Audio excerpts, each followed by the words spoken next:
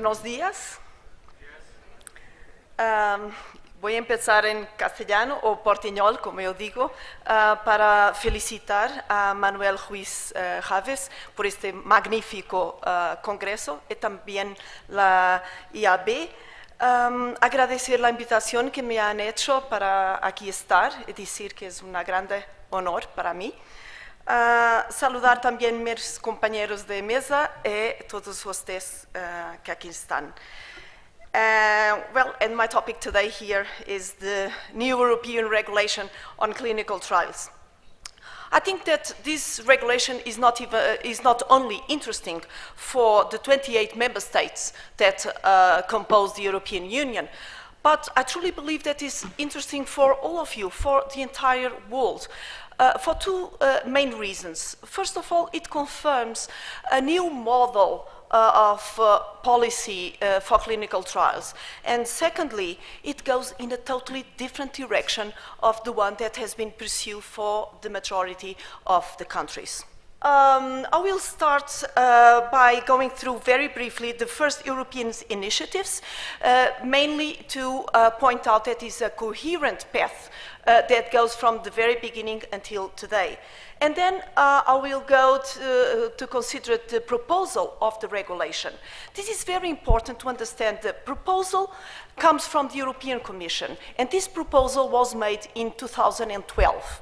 This proposal was very, very controversial, especially in what concerns the ethical issues. Later, we have the regulation on clinical trials that was approved last April, so it's brand new.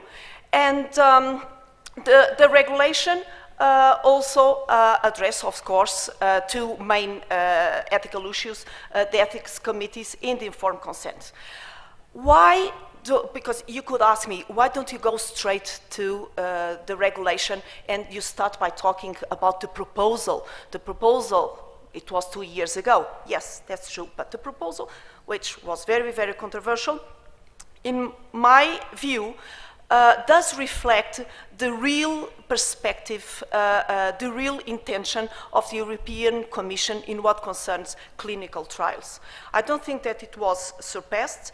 It remains, it's persistent, and if we have any doubts about that, by considering the whole path since the very beginning until today, we'll see there's a coherent project here. So it really deserves attention, the proposal of the Commission. So the first European initiatives, there was one directive in 1965, a second one in 1975. These two directives were not really dedicated to clinical trials, but they did create a framework for clinical trials in Europe. Then the directive of 2001 that is still in force. This one was really dedicated to clinical trials, and it presented a very extensive and detailed ethical requirements. We can say in a very general way that these three directives did draw a path, a very coherent one, that became clear each step of the way. It's just like a project that unfolds. And there are major orientations in these three directives. The first one is harmonization. If you read the directive of 2001, recital 1, you see that the harmonization is quite clear there. Approximation of the laws of the member states, or also here, uniform rules on the compilation of dossiers, including their presentation. So harmonization is the word of order. There's another main direction in these directives, centralization. Centralization, recital 8, we read in a single opinion for each member state. So you see, if we talk about centralization in Europe, this goes in a totally different direction of what we see in the other countries, because we are talking about one IRB in each country. we are talking about one single position, approval or refusal in each country. And what we saw in Europe until 2001, what we see now in the rest of the world is several IRBs, one IRB in each healthcare facility. Ethically speaking, I would say that these first European initiatives do have very strong ethical concerns, especially the directive. And I point out some of them here. Reinforce quality and safety, the ethical principles, protection of rights with risk assessment, data protection, persons who are incapable of giving legal consents. It's also in the directive of 2001 that ethics committees are established in a compulsory way for an approval of clinical trial, but again, one for each member state. And very important, it's also introduced the obligation of insurance. If we go now, so this is the three directives, the one that is still in force, and now we move on to the proposal of a regulation. Just by just a change of directive to a regulation, we see immediately that the harmonization is becoming stronger, because a directive can be changed in each member state. A regulation imposes itself as it is, so there's no change whatsoever. So, in what concerns the proposal, the one that was made by the European Commission in 2012, we see that the harmonization becomes stronger. And we have here, again, a single administrative decision by member state concerned, but we have one single decision for all European Union. We add to harmonization also simplification. Simplification, for instance, single entry, one application dossier, single submission, single safety report, for 28 member states. We can go a little further and see that beyond, besides harmonization and simplification, we have also facilitation of procedures. And I draw your attention, for instance, for the possibility of not reporting adverse events if the protocol provides already this possibility. Reduce timelines for authorization, a possibility of tacit authorization of clinical trials, so everything becomes quite easy. And again, centralization. But here we have a little something, not only centralization of procedures that were already in place in the directives, but we have, and this is very important, we have decentralization in what concerns ethical review and insurance. So two major topics of ethical concerns. They are not centralized anymore. They become decentralized. And the proposal doesn't even refer to them as compulsory. So, ethical procedures are set by the proponents of this regulation. Ethical procedures are said to be length and impossible to harmonize. Therefore, either they fall out of the proposal, as they did, or they become responsible for the member states, as they now are in the new regulation. It's very difficult to understand these kind of arguments because, of course, it is possible to have some kind of harmonization in ethical issues. Europe has the Charter of Fundamental Rights. We have many international and legal documents. We have standards for minimal ethics. So harmonization is possible. But even if it wasn't, we would ask, and insurance is not possible either to harmonize? That's very interesting. That's a very interesting question. If it is not possible to harmonize, if it becomes a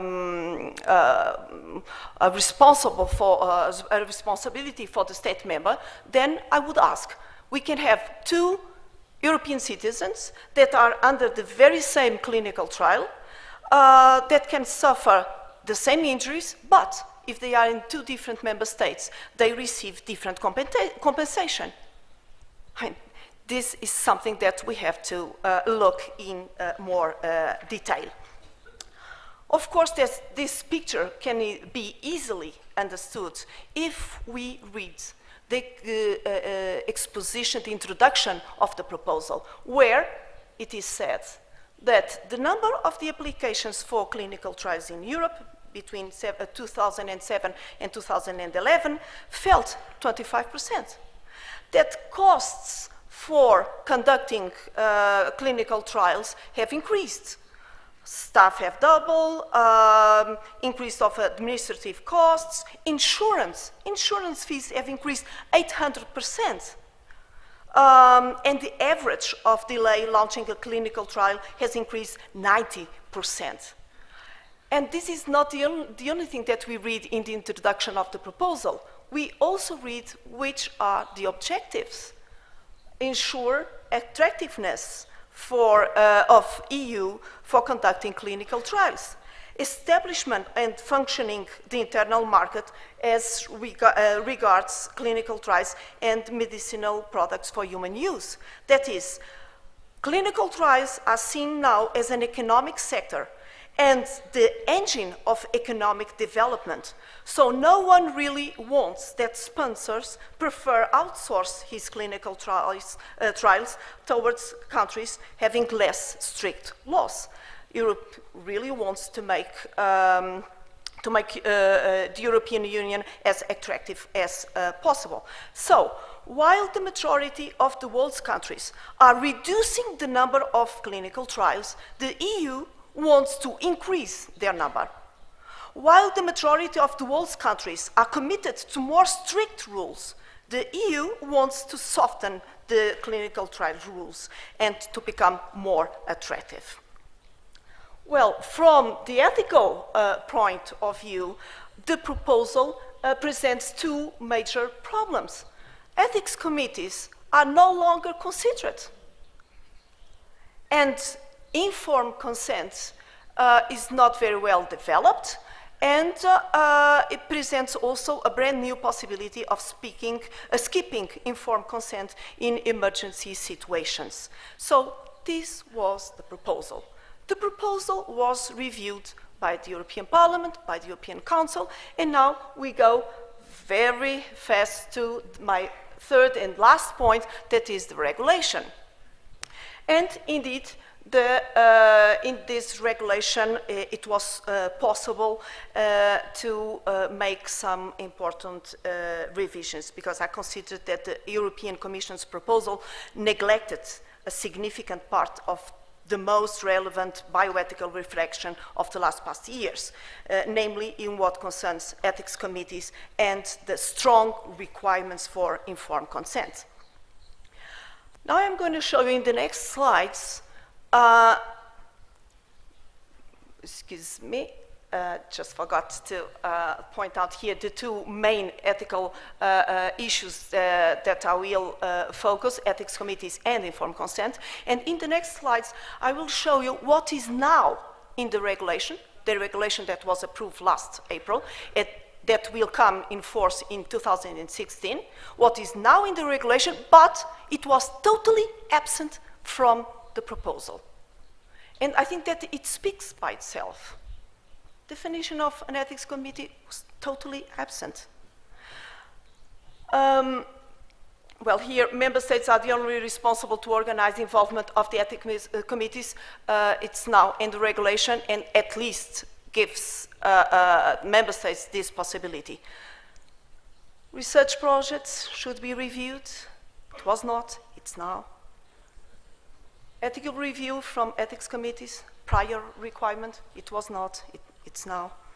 And ethics committees advice binding. We cannot forget that this was deleted in the proposal. It is now, fortunately, in the regulation. Ethical and scientific quality. This is what concerns to ethical committees. Let's move on to informed consent. I believe that the new regulation now, in what concerns informed consent, has tripled the size of the articles of informed consent. It's a very, I would dare to say, that now the regulation presents a very, very good overall statement about informed consent. The more complete that I know, but it was not so. Everything that I'm going to show you now, it was totally absent from the proposal. Prior informed consent, information in a prior interview in a clear language, opportunity to ask questions, time to consider the decision, consideration of specific situations. These specific situations, moving too fast, these specific situations that can affect free decision making are economically and socially disadvantaged groups. So all these details are now considered. Additional requirements in case of minors, incapacitated subjects, minimal burden, no undue influence, including that of financial nature, and there's more to come. Special attention paid to the information needs of individual subjects, confirmation that information was understood, and this is very rare to see, and I'm glad that it's now in the regulation.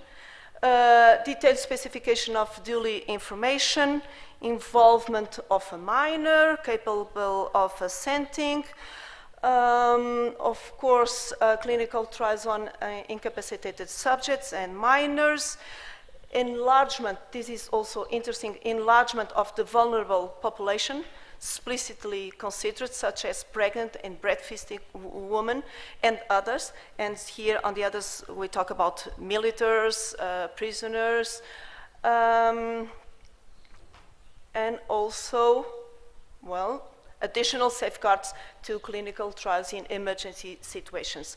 This is something that is, for me, still open as a major problem.